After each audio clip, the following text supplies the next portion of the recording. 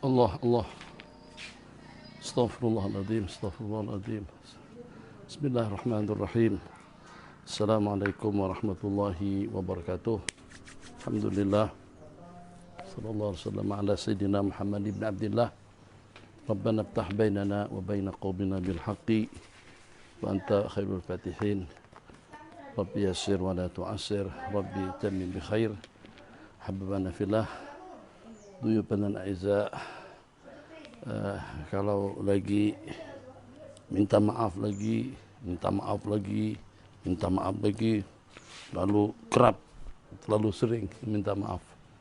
Tapi bagaimanapun tetap salah pengajian yang kita adakan dengan ketetapan waktu yang kita tetapkan pada pukul 12, pada pukul 5.30, 9.30, dan juga pada pukul 7.30. Jadi kalian standby saja. Jadi kalau seandainya ada hal, ada kesibukan, atau mungkin terlambat bangun, atau ada keperluan dengan anak-anak, jadi minta maaf. Jadi kalau Habib tiap kali terlambat minta maaf, nanti sehari itu minta maafnya sampai 10 kali. Khair, kita akan lanjut insyaallah nanti untuk bacaan hizib Wiqayah akan kita baca pada pukul 5.30. Bismillahirrahmanirrahim. Salam sejahtera, assalamualaikum, salam hormat, assalamualaikum, salam bahagia, assalamualaikum pada kalian semuanya. Kita akan lanjut dengan hadis-hadis musnad yang diriwayatkan oleh Sayyidina Abi Bakrin As-Siddiqi radhiyallahu taala anhu di dalam kitab Tarikhul Khulafa lil Imam Khatimatul Huffaz Jalaluddin As-Suyuti rahimahullah. Bismillahirrahmanirrahim. Kita sampai kepada hadis yang ke-9. Hadis annahu qala, Sayyidina Abu Bakar berkata kepada baginda Rasulullah sallallahu alaihi wasallam, qala alimni du'aan, ajarkanlah kepadaku doa, ad'u bihi fi salati. Apa yang dapat kita pahami daripada hadis? Yang dapat kita pahami daripada hadis di sini, permintaan daripada insan yang paling mulia kepada insan yang paling mulia dalam suasana ibadah yang paling mulia dan juga dengan amalan yang paling mulia. Terkumpul 4 kemuliaan. Akan kita dapatkan kemuliaan yang kelima kalau pada waktu dengan kita mendapatkan apa yang akan nanti kita sampaikan. Oke, kita ulang. Di sini ada terdapat 5 kemuliaan. Kemuliaan yang meminta itu adalah orang yang kedua setelah baginda Rasulullah sallallahu alaihi wasallam, seafdal manusia setelah para nabi-nabi dan rasul. Kepada insan yang paling mulia adalah penghulu para nabi-nabi dan rasul dalam suasana ibadah yang paling mulia itu adalah salat. Kemudian dalam suasana munajat, doa yang paling mulia. Kemuliaan dengan baginda, kemuliaan dengan Sayyidina Abu Bakar, kemuliaan dengan salat, kemuliaan dengan doa. Kemuliaan yang kelima nanti menyusul kira-kira dari 1001 macam lantunan doa munajat kita kepada Allah Jalla Jalaluh, yang mana yang Nabi kita pilihkan, yang mana yang dipilihkan oleh insan mulia kepada insan mulia. Dalam suasana mulia, qala alimni du'aan ad'u bihi fi salati. Tentu kalau pada waktu kita nak bagikan seseorang yang kita kasihi, seseorang yang kita cintai, jelas kita akan berikan yang teristimewa. Pasti kita akan berikan yang terbaik. Hadiah untuk anak tercinta, hadiah untuk istri tercinta, hadiah untuk suami tercinta, hadiah untuk mak yang tercinta, hadiah untuk ayah yang tercinta, hadiah untuk teman tercinta, hadiah kepada siapa saja, pasti pemberian yang istimewa. Jadi yang paling tidak, kalau tidak mahal pun berkualiti. Kalau tidak mahal, tidak berkualiti pun indah dan bagus. Kalau tidak indah dan bagus pun kesukaan daripada orang yang kita hadiahi. Masya Allah, tabarakallah, luar biasa. Faqala Rasulullah sallallahu alaihi wasallam, doa yang Nabi kita ajarkan kepada Sayyidina Abu Bakar, qul Allahumma inni zalamtu nafsi zulma. Allahumma ya Allah, sesungguhnya aku telah menzalimi diri pribadiku dengan kezaliman yang banyak. Wala yaghfiru dzunuba, dan tidak akan ada yang mengampunkan dosa kesalahan kecuali Engkau. Faghfirli maghfiratan min indik, maka berikanlah maghfirah daripadamu. Warhamni, dan berikanlah rahmat kepadaku, sebab Engkau Maha Pengampun dan juga Maha Penyayang. Tengok, Abi tak nak belok sana belok sini, tapi memang macam mana pun kalau kita melihat dan memperhatikan dengan bahasa yang cermat, pasti akan ke sana hubung kaitnya. Kira-kira seumpama Sayyidina Abi Bakr As-Siddiq radhiyallahu taala anhu, pada waktu Nabi kita ajarin doa yang seperti ini bunyinya, zalamtu nafsi, aku telah menzalimi diri pribadiku. Zalamtu nafsi, bukan zalamtu saja, zulman katsiran, kezaliman yang banyak. Jadi isyarat daripada doa di sini, selama kita tidak mendapatkan rahmat, selama kita tidak mendapatkan keampunan, selama kita tidak mau mengaku, maka untuk mencapai suatu harapan itu tidak akan tercapai. Atau untuk mencapai suatu harapan itu mustahil, atau akan tertolak permintaannya.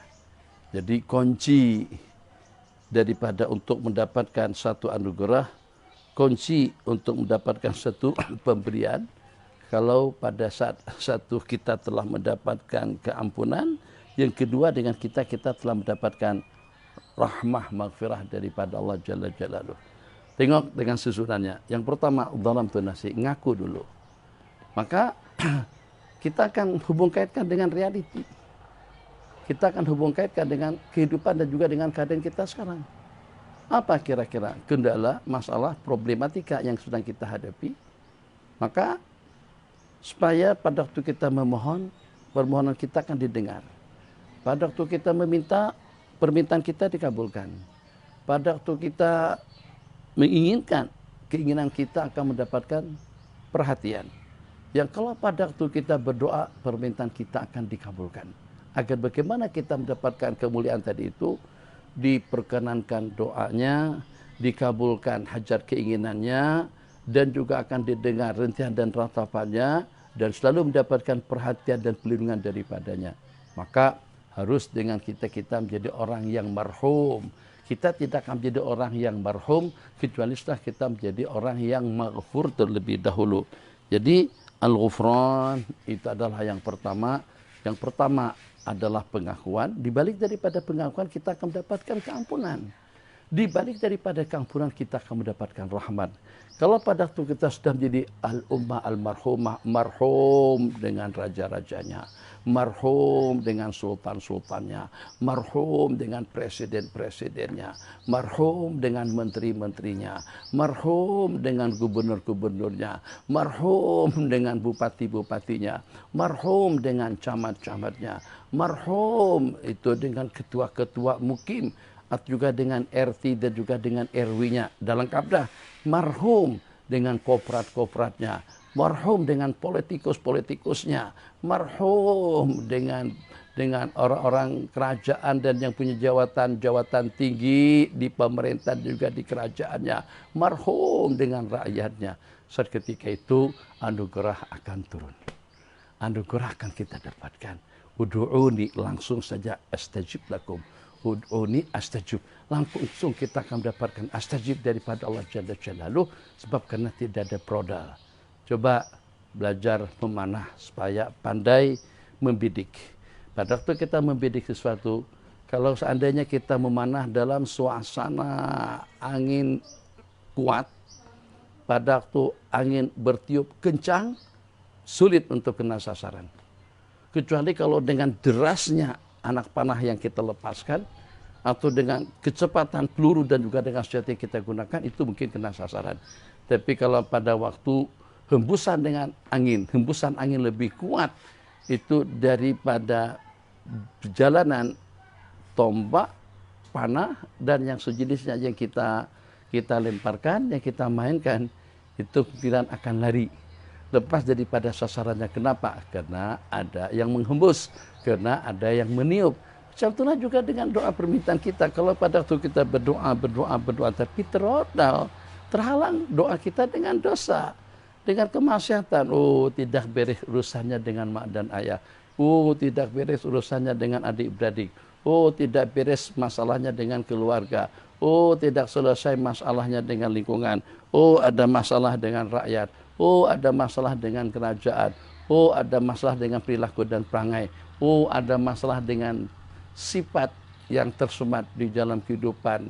Ego, angko, sombong, atau juga dengan perkara-perkara terkutuk yang ada pada dirinya. Suka mengompat, suka mengadu domba, hasud dengki kepada orang-orang, dan juga senantiasa nyebut-nyebut dengan jasa dan kebaikan, ataupun juga senantiasa selalu menyakiti, mengganggu orang lain. Apa saja bentuk kemaksiatan itu akan menjadi perodal, akan menjadi pematriot, terpatriot, tertangkal.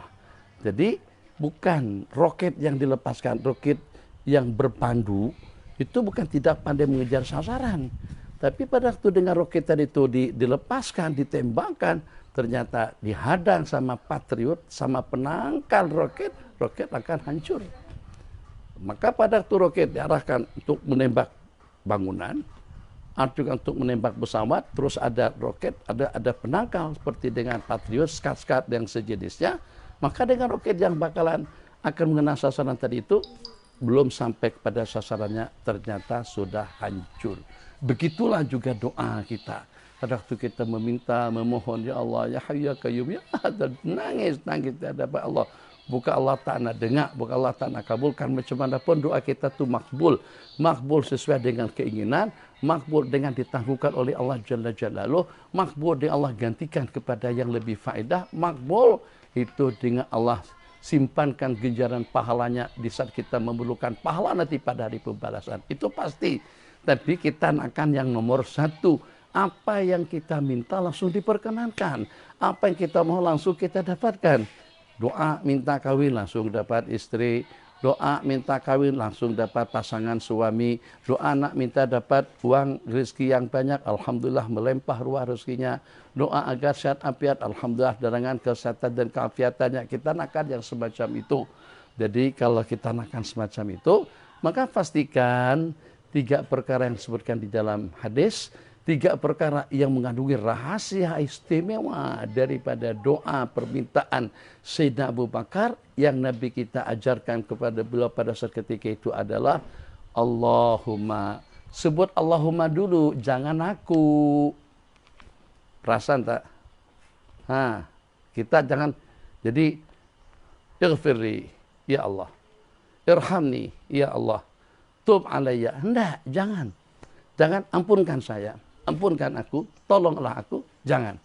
Itu udah bagus sebenarnya. Tapi lebih bagus itu sebut nama Allah dulu. Allahumma, ya Allah. Kalau kita sudah mengucapkan ya Allah, berarti kita betul-betul menunjukkan betapa berharapnya kita dengan ijabah, dengan al-qabul daripada Allah Subhanahu wa taala. Allahumma artinya ya Allah, ya Tuhanku. Jadi makna daripada Allahumma artinya ya Allah itu mengandungi apa-apa saja. 1, kepasrahan.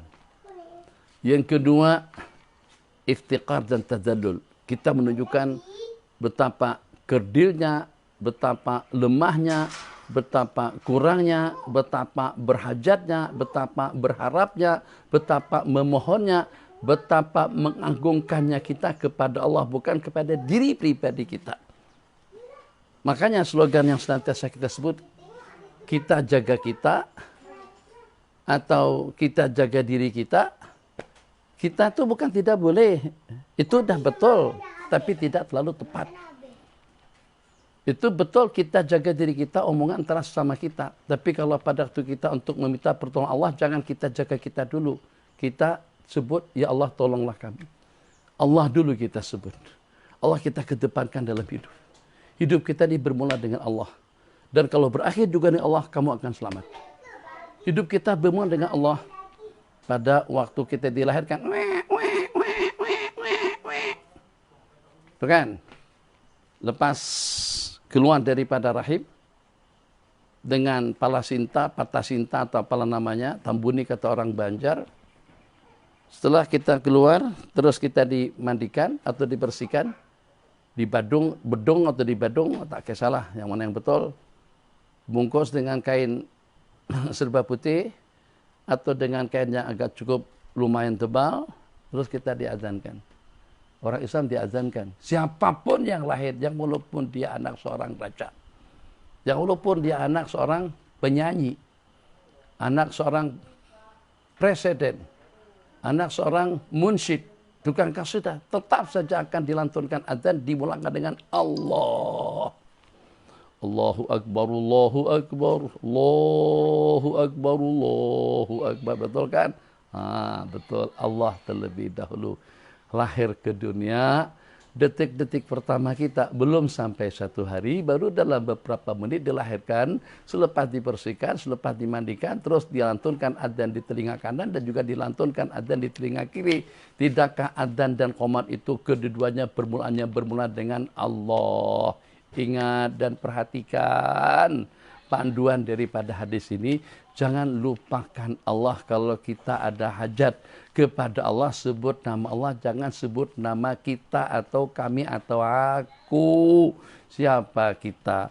Untuk kita tahu mana yang lebih aslah saja kita tidak tahu. Kita tidak tahu berapa rezeki kita. Kita tidak tahu berapa umur kita. Kita tidak tahu berapa peluang yang diberikan kepada kita. Kita tidak dapat melihat yang di belakang tembok. Kita tidak dapat mendengar daripada jarak ukuran 30-40 meter. Kita tidak dapat mencium jarak ukuran 10-20 meter. Kita tidak dapat menyaksikan, tidak dapat menghitung, tidak dapat memastikan. Jangan kantuk dengan dunia luar. Untuk perkara yang ada dalam dalaman kita saja kita tidak mengerti. Denyutan jantung kita yang berdenyut dengan darah yang mengalir. Ada yang namanya darah putih, ada yang namanya darah merah, ada yang namanya oksigen dalam darah, oksigen dalam tubuh kita, macam-macam. Kalau kita jumpa dengan salah seorang pakar spesialis perobatan, dia akan sebutkan satu persatu, kita cuma tengah-tengah aja. Bingung, paling kita ya, begitulah. Lebihnya kadang-kadang kunjungan daripada seorang presiden, kunjungan daripada seorang menteri pada hari meresmikan satu buah kelang terbesar untuk pembuatan handphone, pembuatan radio atau apa. Jadi letak tangan macam itu penuh hormat, cermat, berikan tumpan dalam mendengar penjelasan daripada manajer atau ketua dengan direktur utama perusahaan berkenaan atau daripada pengurus. Masya Allah, ya. Kalau tanya pun pertanyaan, kalau seandainya tidak dijawab pun udah jelas maksudnya apa. Jadi kita tidak tanyakan perkara-perkara yang memang harus memerlukan orang yang sudah pandai. Pertanyaan yang kita tanyakan budak kecil pun boleh menjawab. Kenapa? Karena kita tak ngerti. Kan itu hakikat. Itu yang membuktikan kita ini lemah. Maka ucapan Allahumma menunjukkan kita ini lemah. Allahumma menunjukkan kita ini kerdil. Allahumma menunjukkan kita ini sangat-sangat berhajat. Allahumma menunjukkan kita sangat-sangat berharap kepada Allah. Bergantung kepada yang Maha Kuasa. Allahumma berarti kita memposisikan diri kita pada tempatnya dan juga menempatkan Allah sesuai dengan keagungan dan kebesaran Allah Jalla Jalaluh. Tak ada yang paling layak untuk disebut di dunia ini selain daripada Allah. Allahu Akbar. Allah yang maha besar daripada corona. Allah yang maha besar daripada yang berkuasa. Allah yang maha besar daripada orang-orang diktator. Allah yang maha besar daripada penyakit. Allah yang maha besar daripada segala gangguan. Allah yang maha besar daripada segala sekatan. Allah maha besar daripada segala bencana. Allah lebih besar daripada segala problematika yang menimpa kita dalam kehidupan. Allahu Akbar, bermula daripada Allah. Maka jangan lupakan Allah pada waktu kita dalam keadaan kritis. Dalam keadaan kritikal, dalam keadaan krisis, dalam keadaan bencana, dalam keadaan bahaya. Jangan lupa Allah. Nabi kita tak baca Quran, tidak baca Yasin, tidak baca surah Kahfi. Surah Kahfi itu penangkal dan penyelamat diri daripada Al-Masih Dajjal. Nabi kita ucapkan Allah. pada saat ketika diancam dengan pedang yang terhunus, siapa yang mampu untuk mencegahmu daripada pedangmu yang terhunus ini? Nabi kita kata, Allah. Jatuh pedang daripada tangan Arabi yang mengancam baginda Rasulullah sallallahu alaihi wasallam. Maka pada waktu umat dah jauh daripada Allah, slogan kita sudah lupakan, sebutan Allah tolong kita, Allah bantu kita, Allah selamatkan kita, Allah bersama kita. Kemudian pula dalam kehidupan ramai yang jauh daripada Allah, jauh daripada perintah, terbabit dengan larangan-larangan, bahkan dengan perkara terkutuk, perkara yang dilaknat, yang dimurka dan dibenci, dan perkara tersebut tidak terimbangi dengan ketaatan, dengan amal ubudiyah, bakti setia kepada Allah Jalla Jalaluh, maka macam mana kita akan mendapatkan perhatian, atau macam mana permintaan kita akan dikabulkan? Dimulai dengan Allah, disudahi dengan Allah, ibadahnya dengan Allah, dan yang terpenting dalam ibadahnya itu adalah salat. Yang terpenting daripada ibadah yang tidak pernah gugur kepada sesiapa pun. Puasa tidak wajib kalau pada tu orang tu dah lumpuh. Haji tidak wajib bagi orang yang tidak berkemampuan. Zakat tidak wajib kalau orang tu tidak cukup nisab. Tapi salat dalam kondisi seperti apapun tetap wajib dilaksanakan. Tak boleh berdiri, berduduk. Tidak boleh berduduk, berbaring. Tidak boleh baring, terlentang. Tidak boleh bertelentang. Salat dengan isyarat mata. Tidak boleh dengan isyarat salat, dengan bisikan atau dengan getaran atau dengan ratapan bacaan hati. Tak boleh juga baru mati. Innalillahi wa inna ilaihi raji'un. Salat yang teristimewa. Dan itu adalah merupakan unsur faktor pertama kita diciptakan untuk ibadah. Seafdal-afdal ibadah itu adalah salat, yang selebihnya itu adalah wakil kepada salat. Zakat ada dalam salat, puasa ada dalam salat, haji ada dalam salat, umrah ada dalam salat. Kemudian dengan sedekah ada dalam salat, bakti ada dalam salat, pemerintah ada dalam salat. Tak apalah Abi sebut-sebut, bukan merepek tapi mengingat-ingatkan, dan Abi pun kadang-kadang sudah terlupa, tapi Abi ingat-ingatkan kembali, akhirnya Abi ingat. Dulu Abi pernah katakan ada pemerintahan dalam salat. Ada pemerintahan, macam mana ada pemerintahan, ada negara dalam salat. Negara, ya ada negara dalam salat. Negara itu kan harus terdiri daripada 3 unsur, satu kepulauan atau satu pulau. Satu pulau atau negara tempat kita berdomisili, satu pulau tempat. Yang kedua pemerintah. Yang ketiga yang diperintah. Yang keempat undang-undang. Ada aturan, ada pelembagaan, ada rakyat, ada pemerintah, ada presiden, terserah, ada agung, terserah, ada sultan, ada amir, ada wazir. Oh iya, itulah syarat-syarat disebut dengan negara. Kalau harus terpenuhi 4 perkara. Tidak disebut sebuah negara kecuali kalau pada itu ada 4 unsur. Ada yang memimpin, ada yang dipimpin, ada pemerintah, ada rakyat, ada undang-undang, aturan, dan juga ada negara. Undang-undangnya apa saja, peraturannya apa saja, rakyatnya apa saja, pemimpinnya siapa saja. Oke, tuh dengan salat. Kalau tadi kita katakan dalam negara harus ada negara, harus ada pulau, itu maknanya ada tempat. Oke, tempatnya salat, masjid. Undang-undangnya salat, rukun, syarat, mustahabat, mandubat, mafrudat, yang fardu, yang sunat, yang muakkad, yang wajib, mubtilat, yang membatalkan, yang merusak. Itu undang-undangnya. Negaranya ada masjid. Undang-undang adanya rukun, syarat, fardu, sunat, ab'ad, hayat, adab, mustahabat. Rakyatnya makmum yang ramai. Makmum. Pemerintahnya imam di depan. Aturannya syura. Demokrasi, syura. Imam salah ditegur. Imam kalau seandainya ruku sebelum baca Fatihah, makmum di belakang subhanallah, bukan inggih.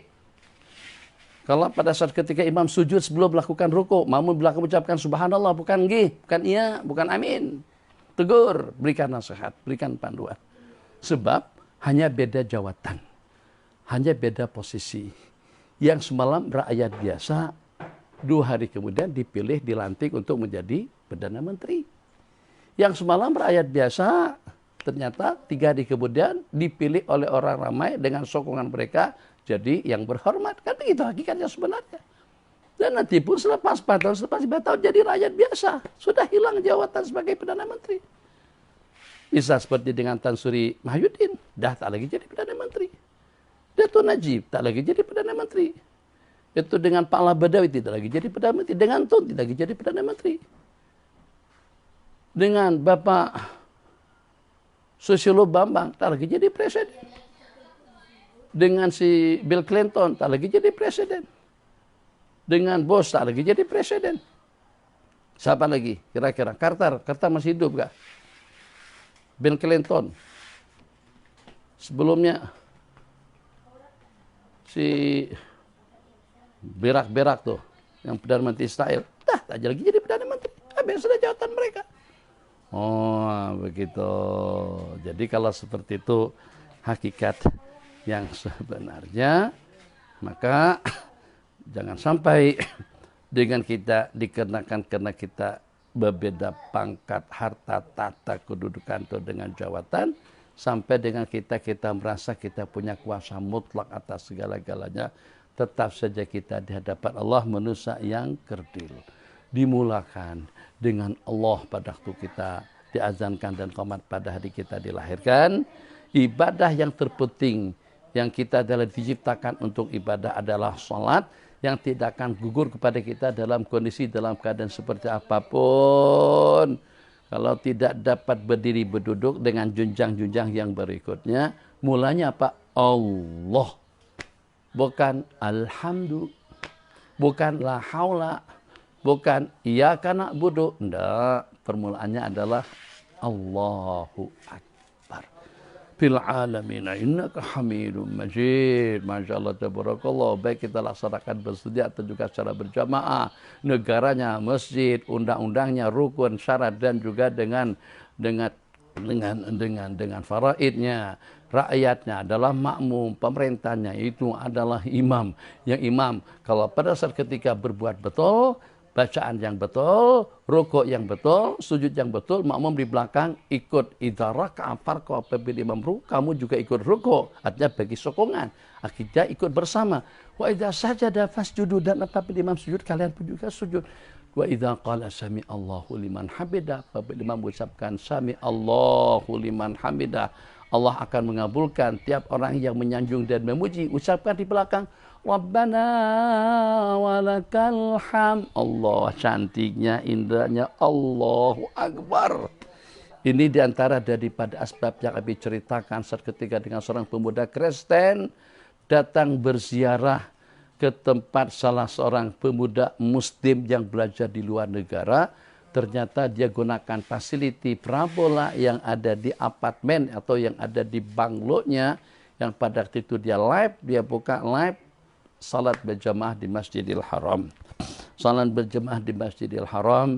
Jadi pada waktu dia melihat suasana sebelum azan berkumandang, manusia bergelimpangan ke sana kemari, berkeliaran bolak-balik ke sana dan sini, ikut kesibukan masing-masing. Kita boleh ambil rekaman daripada atas, mencoba nakal dan manusia sebelum azan berkumandang. Katakan saja dalam 15 menit sebelum azan berkumandang, yang berbelanja, yang ke tandas, yang urusan, turun dari taksi, parking mobil, bersimbang, yang merokok, yang santai, yang berjualan, yang membeli, yang mengangkat, yang makan, yang minum, macam-macam aktiviti. Begitu kedengaran lantunan azan daripada Masjidil Haram, itu juga daripada Masjid Nabawi, Allahu Akbar, Allahu Akbar. Misalnya, wah, suasana sudah berubah. Ternyata kedai-kedai ditutup. Yang tadi di kedai udah menuju tempat ngambil air wudhu. Yang tadi lagi sedang ngopi, lagi sedang minum santai, dia selesaikan makan minumnya, dia selesaikan urusannya. Yang tadi sedang santai-santai duduk, ternyata berdiri siap-siaga untuk mengambil air wudhu. Itu dalam live toh. Itu diperhatikan sama sahabat daripada Kristen tadi itu. Oh, kok udah berubah. Suasana berubah dengan berikan lantunan azan. Berubah.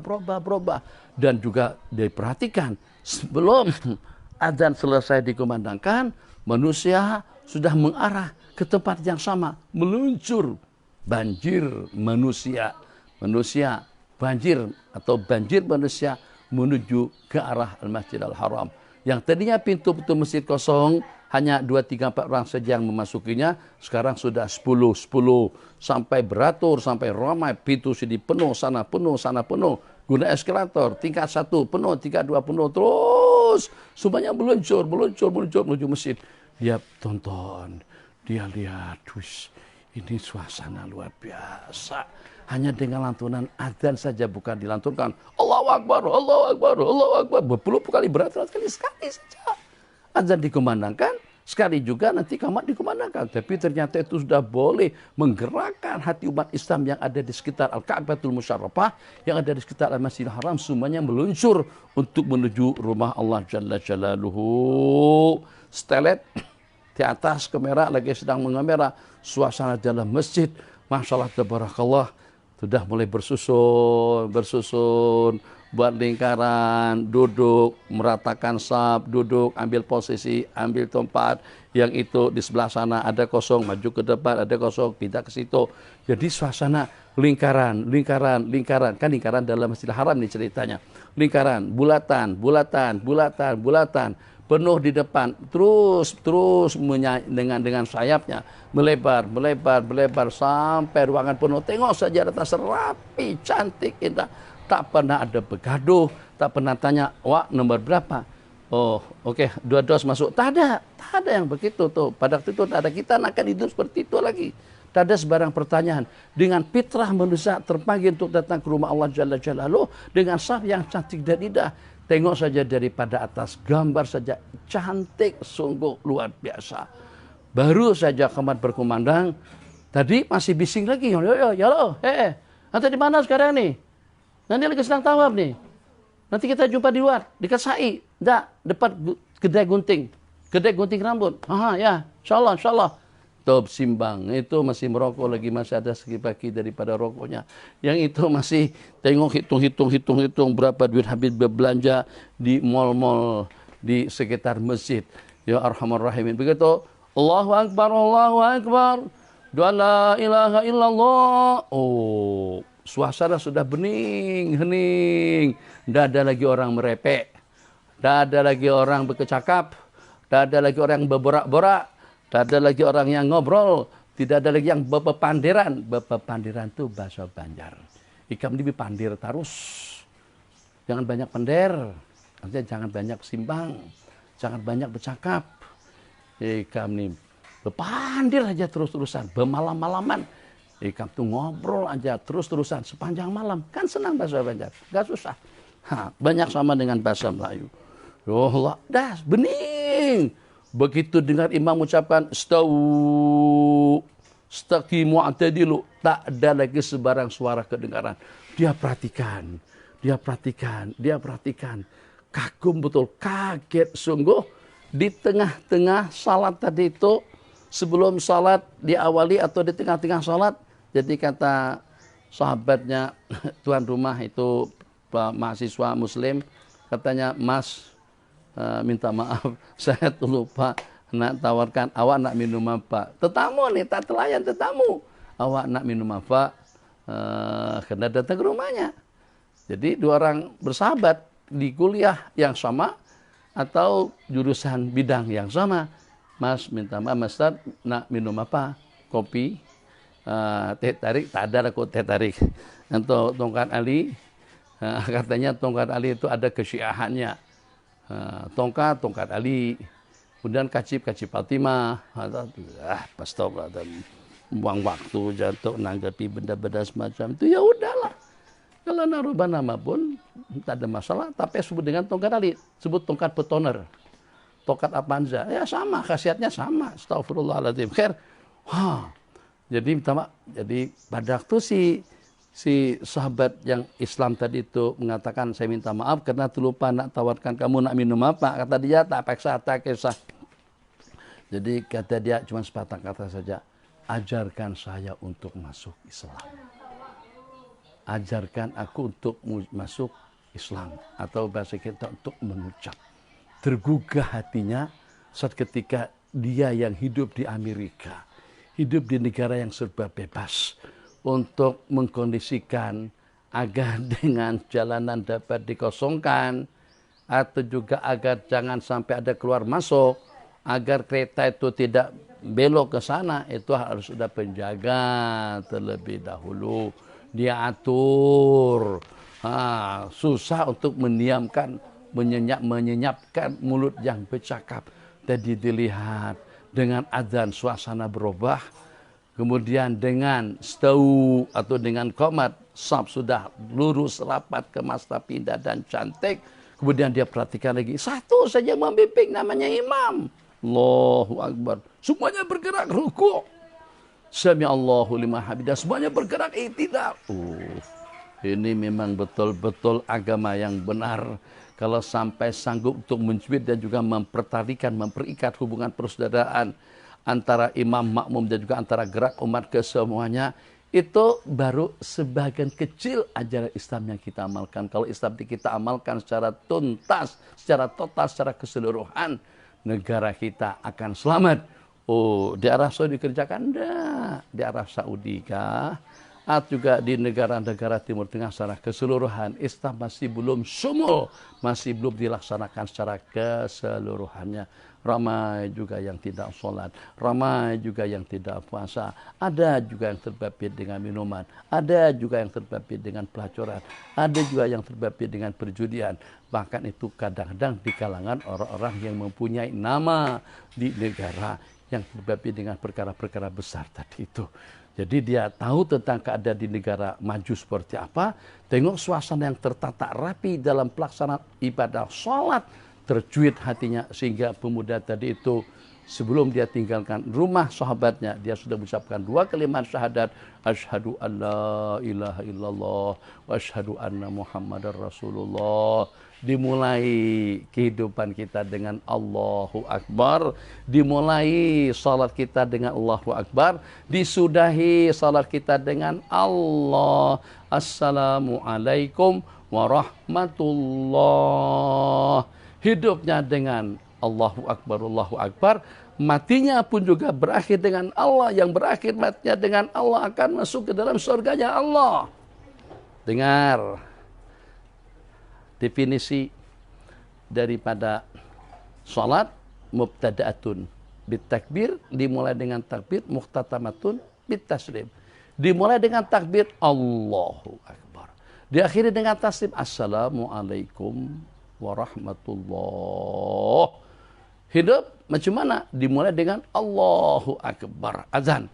Diakhiri dengan apa saja? Barang siapa penghujungnya sebelum dia pergi ke akhirat, barang siapa yang akhir daripada ucapannya itu adalah la ilaha illallah, Allah penghujung, dakhalal jannah, niscaya dia akan masuk surga. Betul tak seperti yang Abi katakan tadi itu? Ini prinsip, ini hakikat. Tanam sedalam-dalamnya, hunjamkan di dalam dada kita masing-masing Allah terlebih dahulu. Jangan aku, jangan Anda, jangan kita, jangan semuanya. Allah dalam kehidupan kita. Kita adalah daripada Allah dan akan kembali kepada Allah.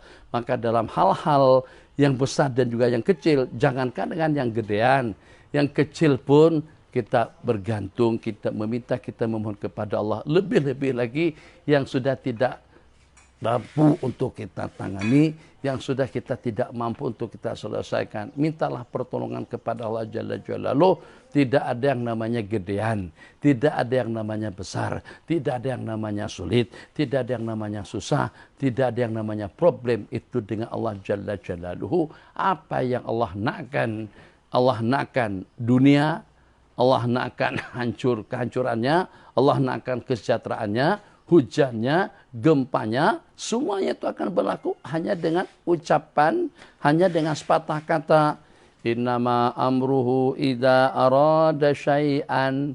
Innama sesungguhnya hanya saja amruhu perintahnya, kehendaknya apabila Allah menghendaki sesuatu. Innama amruhu idza arada syai'an ayyaqula lahu. Allah berkata kepadanya, kun, jadilah. Dah jadi secara seketika. Sembuhlah akan sembuh total. Hancur akan hancur total. Hangus akan hangus total. Allah Maha Kuasa atas segala-galanya. Jangan jauh daripada Allah. Jangan lupakan Allah daripada mulutmu. Jangan lupakan Allah dalam kehidupanmu. Jangan lupakan Allah dalam detik-detik perjalanan waktumu. Jangan lupakan Allah dalam perekonomianmu. Jangan lupakan Allah pada masa usahamu. Jangan lupakan Allah dalam politikmu.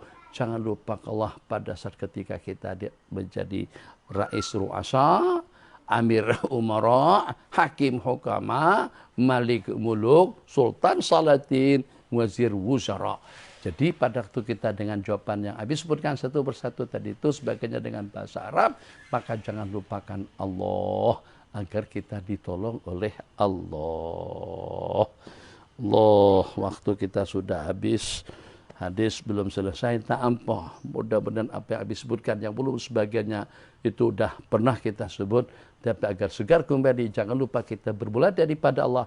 Kembali kepada Allah. Kalau nak selamat harus ada Allah dalam kehidupanmu. Dan itulah yang diajarkan kepada kita dalam salat 5 waktu, dalam amal ubudiyah yang kita laksanakan.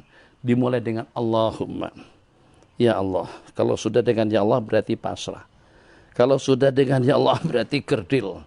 Kalau sudah dengan ya Allah berarti lemah. Kalau sudah ya Allah berarti kurang. Kalau sudah dengan ya Allah berarti bodoh. Kalau sudah ya Allah berarti lemah. Kalau sudah dengan ya Allah berarti kita ingin bergantung kepada kesempurnaan, kepada keagungan, kepada kebesaran, kepada keberhasilan, kepada leluasa kudrat, leluasa jalal wal jamal wal azama wal kibriya daripada Allah Subhanahu wa taala. Selepas itu akui kita ini mazlum, kita ini zalim. Jadi bukan setakat kita mulai dengan Allahumma ya Allah, tapi kita buat pengakuan yang kita ini telah menzalimi. Allahumma inni zalamtu nafsi zulman katsiran. Kalau Sayyidina Abu Bakar berkata seperti itu, kalau Nabi kita ajarkan seperti itu, kalau hanya dengan satu kesalahan daripada Nabiullah Adam pun juga belum mengatakan Rabbana zalamna anfusana. Kalau dengan Nabiullah Yunus yang berada di dalam perut ikan juga menyeru dengan La ilaha illa anta subhanaka inni kuntu minadh zalimin. Apakah kita merasa kita bukan daripada orang zalim? Apakah ada di kalangan kita yang merasa kita bukan daripada orang zalim? Apakah ada di antara daripada kita yang merasa kita bukan daripada orang-orang yang menzalimi diri pribadinya sendiri? Oh, itu juga dengan para ulama? Iya, juga dengan para ulama. Tadi itu terlambat kenapa? Kenapa waktu tidak dimanage secara lebih cermat? Makan. Kadang-kadang lebih waktu santai. Kadang-kadang sampai tergeser pada waktu yang lain. Nonton. Kadang-kadang kita lupa dengan kewajiban. Tidur. Kadang-kadang kita terlambat bangun. Salatu khairu minan naum. Ternyata masih juga kita tawar-tawar. Nah, ayo. Ada satu ucapan atau satu postingan daripada Habib Jindan di Jakarta. Bagus, Abi nak kongsikan. Yang Abi lihat tadi itu. Kata Habib Jindan, bukan kata beliau, kata semuanya. Kita juga mengatakan seperti itu. Yang paling susah itu adalah untuk bangunkan anak waktu pagi. Susah untuk bangunkan mereka. Jangankan untuk bangunkan buat salat tahajud, untuk bangun subuh saja susah dibangunkan. Dan kalau pada waktu kita bangunkan pun tetap kadang-kadang mereka masih belum bangun lagi. Yuk bangun, bangun dulu. Bangunlah, yuk bangun. Salat dulu baru tidur. Yuk bangun, bangunlah. 2-3 kali kita udah bosan. 2-3 kali kita tinggalkan. Kalau Pak Tor tanya pun, iya anak-anak dibangun belum? Udah tadi itu, tak mau bangun. Kakak udah bangun belum? Udah dibangunkan, tak nak bangun. Abang udah bangun? Belum. Udah dibangunkan? Sudah. Tapi tidur balik. Itu kan realitinya. Yo, oke. Ini yang tua-tua nih. Yang sudah punya anak, cucu. Gitu tak keadaan anak-anak? Ya, apa? Keadaan anak-anak. Keadaan anak-anak. Keadaan kita juga macam itu. Kenapa anak-anak kita tanya? Tahu kita waktu udah masuk. waktu azan sudah berkumandang, kita ada jam, rumah belambak jam, tapi tubuh kita boleh terlambat. Betul? Betul. Itu ketaksiran. Zalamna tak? Betul tak kita telah menzalimi diri kita? Betul kan? Nah, betul. Itu baru satu. Banyak lagi kalau kita nakaikan. Jadi kata beliau, 2-3 kali dah, kadang-kadang kita udah biarkan saja lagi. Bila dia nak bangun, bangunlah. Jadi itu realitinya. Bagaimana kalau pada waktu akan berlaku, bagaimana kalau pada waktu berlakunya kebakaran? Bagaimana saat ketika berlaku kebakaran? Di samping rumah kita kah? Di perkampungan kita kah? Di apartemen kita kah? Dekat banglo kita kah? Apakah cukup kita bangunkan? Ayo, bangun, 2-3 kali? Enggak. Kalau kita katakan bangun, api. Ini gempa nih, ini banjir, air udah masuk nih. Kita tidak lagi dengan bangun. Bangun. Tidak ada. Bangun, ayo cepat bangun, banjir tahu. Tuh api itu merebak. Langsung dia melompat bangun. Oh, Masya Allah, tabarakallah. Yang kalau pada waktu dia masih menawar-nawar juga, tetap juga bangun. Masih tak mau bangun, api. Ya, belum sampai ke sini lagi kita di astagfirullahaladzim. Banjir. Belum naik ke rumah kita. Itu ginang kita tanpa pikir panjang, kita tarik tangannya, kita tarik kakinya, kita bangunkan juga serapasa. Kita seret dia. Ada macam tu tak kita kan tak ada. Kira-kira mana yang lebih dahsyat, api neraka atau api dunia? Kalau dengan api dunia saja seperti itu dengan kita membangunkannya, gimana kira-kira kalau dengan api neraka yang lebih dahsyat? Ya Allah, selamatkan kami, elakkan kami, jauhkan kami daripada api neraka. Na'udzubika minan nar wa na'udzubika minan nar, na'udzubika minan nar. Bijahil Habibil Mustafa sallallahu alaihi wasallam. Ada khalqik wa ridha nasik wa zinata asyik wa midad kalimatik. Abi ulang kembali. Satu, mulakan dengan menyeru ya Allah, itu dengan lafaz Allahumma. Yang kedua, buat pengakuan yang kita adalah orang yang telah menzalimi diri pribadinya. Yang ketiga, baru minta pengampunan. Wala yaghfiru dzunuba illa anta. Kenapa kita menyanjung dulu dan tidak akan mengampunkan dosa kecuali Engkau? Sebab karena kita akan ada permintaan yang dengan permintaan kita itu tidak ada satu kekuasaan yang mampu untuk mengabulkan kecuali Allah. Tidak akan dapat memberikan keampunan kecuali Engkau, illa anta. Maka faghfirli maghfiratan min indik. Berikan aku keampunan daripadamu. Kenapa maghfiratan min indik? Sebab yang maha mengampun itu adalah Allah. Yang maha memberi itu adalah Allah. Kalau maghfirahnya daripada Allah, berarti maghfirah mampu untuk melenyapkan segala dosa. Berarti maghfirah sanggup untuk menghancurkan dan musnahkan segala kesilapan dan kesalahan. Maghfiratan min indik, berarti Allah yang maha tahu. Kenapa maghfirahnya daripada Allah? Sebab Allah yang tahu tentang kapasiti besar kecil, banyak sedikit dosa kesalahan yang ada pada diri kita. Malaikat hanya mencatat, catat, tapi ada data. Disebutkan di dalam hadis malaikat buat hitungan, menghitung dosa kesalahan seseorang. Tidak ada, mereka catat saja. Tapi dia tahu hitungannya, berapa jumlah hitungannya, ada berapa kepek, udah berapa tan, atau udah ada berapa km, atau berapa mil kepanjangan, banyak, tinggi, besar, berat dosa kesalahan kita. Tak ada yang tahu, Allah yang maha mengetahui. Maka maghfiratan min indik, maghfirah daripadamu, maghfirah yang sesuai dengan dosa kesalahan kita. Faghfirli maghfiratan min indik. Selepas faghfirli, kalau Allah kabulkan permintaan kita, agar Allah ampunkan kita, kalau sudah terampunkan, baru kita meminta rahmat. Faghfirli itu bersihkan dulu. Lepas bersihkan baru hias. Hias itu dengan rahmat. Dalam bahasa tasawuf ada yang namanya tahalli, ada yang namanya tahali. Jadi terlebih dahulu tahali. Kita bersihkan, kita tanggalkan, baru tahali, baru kita berdandan dan bersolek. Jangan boh minyak harum, pakai makeup, mandi belum. Mandi dulu, tanggalkan daki itu dulu, baru bersolek, baru berdandan. Astagfirullahaladzim. Ini gimana nih? Udah pakai keren, serba kemas, serba rapi, belum mandi lagi, ataupun juga belum lagi dengan kita bersihkan anggota tubuh. mandi dulu, bersihkan dulu, baru kita pakai pakaian yang sebab bersih, baru kita berwangi-wangian. Baru tajalli untuk tajalliyat, mendapatkan ridha rahmat daripada Allah. Warhamni, selepas kita minta keampunan, baru kita memohon rahmat. Kemudian dengan urutannya, innaka antal ghafurur rahim, sesungguhnya engkau yang maha pengampun dan juga yang maha penyayang. Jangan lupa doa tadi itu, supaya kita dapat satu faedah baik untuk kita amalkan. Permulaan dengan Allah, berpengakuan atas kezaliman yang berlaku pada diri kita, mohon keampunan, baru memohon rahmat. Lepas itu, kalau kita tak meminta pun, diri kita sudah layak untuk kita mendapatkan segala kebaikan daripada Allah.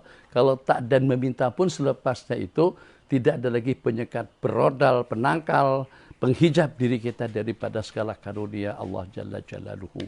Maka elok insyaAllah dengan kita kalau kita berdoa dengan melanturkan Allahumma inna zalamna anfusana, Allahumma inni zalamtu nafsi zulman katsiran wa la yaghfiru dzunuba illa anta, Allahumma inna zalamna anfusana zulman katsiran kabiran wa la yaghfiru dzunuba illa anta, faghfir lana maghfiratan min indik, atau faghfirli maghfiratan min indik, warhamna atau warhamni innaka antal ghafurur rahim.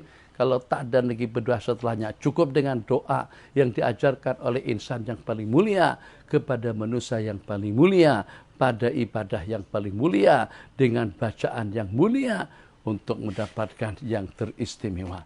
Jadi 5 yang habis sebutkan tadi itu sudah 1 baginda Nabi mulia, Sayyidina Abu Bakar mulia, salat mulia, doa mulia, lantunan yang dilantunkan dalam doa inilah yang telah kita dengar bersama. Hadza wabillahi taufik. Sallallahu ala sayyidina Muhammad wa ala alihi wa sahbihi wasallam. Wassalamualaikum warahmatullahi wabarakatuh. Sallallahu rabbuna ala nuril mubin Ahmadal Mustafa sayyidil mursalin. Sallallahu rabbuna على النور المبين أحمد المصطفى سيد المرسلين وعلى آله وصحبه أجمعين وعلى آله وصحبه أجمعين. Alhamdulillah, jazakumullah khairan Nabi, dan juga jazakumullah khairan semua yang ikut live dan juga ikut dalam pengajian talaki kita pada tiap waktu yang kita jadwalkan. Mudah-mudahan kita istiqomah dalam beramal dan juga dalam menuntut ilmu, dan juga ikhlas tulus karena Allah, masuk surga dengan selamat bighairi hisab. Wassalamualaikum sekali lagi warahmatullahi wabarakatuh.